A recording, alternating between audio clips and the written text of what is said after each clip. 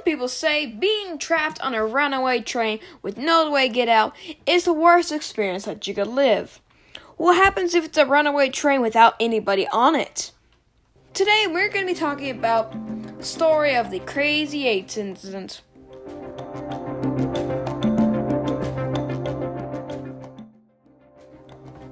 On May 15, 2001, a CSX locomotive engineer was using locomotive 8888 to move a string of freight cars from track K12 to track D10 for departure on another train at Stanley Yard in Walbridge, Ohio, CSX's primary classification yard for Toledo. The string consisted of 47 freight cars. 25 of them were empty, but 22 of them were fully loaded, including 2 tank cars containing thousands of gallons of multi-phenol. The engineer noticed a misaligned switch and concluded that his train, although moving slowly, would not be able to stop short of it. He decided to climb down from the train, correctly align the switch, and report the locomotive.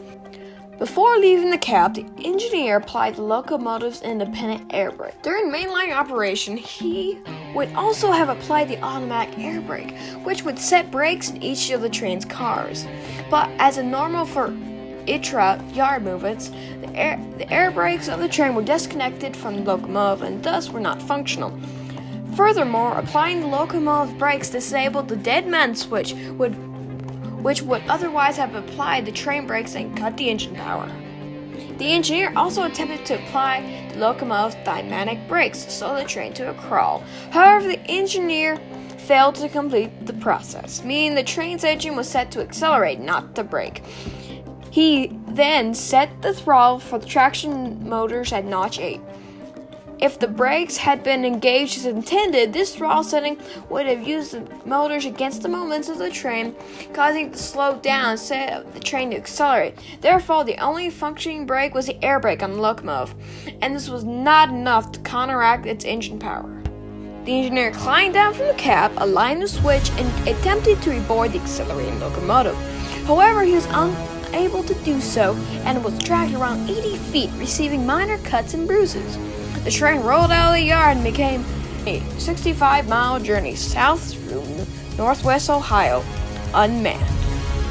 Attempts to derail the train using a portable derail failed. The portable derail was thrown clear off the track due to the force of the train when it ran over it. A northbound freight train, Q636-15, was directed to a siding where the crew uncoupled its locomotive, CSX number 8392, and waited for the runaway train to pass. 8392 had a crew of 2. Together they chased the runaway train.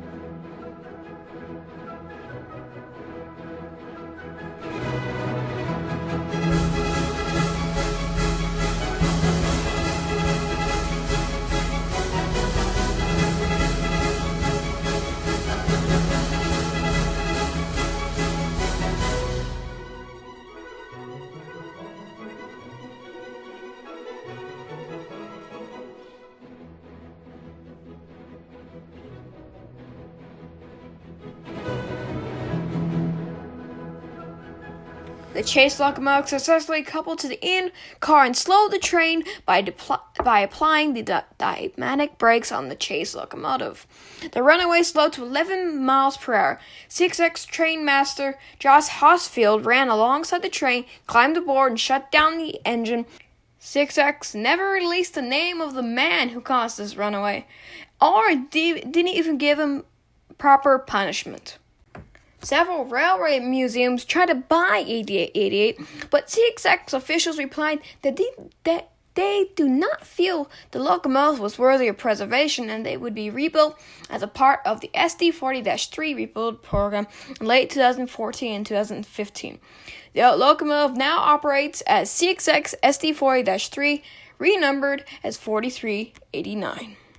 9 years later, the movie Unstoppable was released about the incident, and it's a pretty good movie.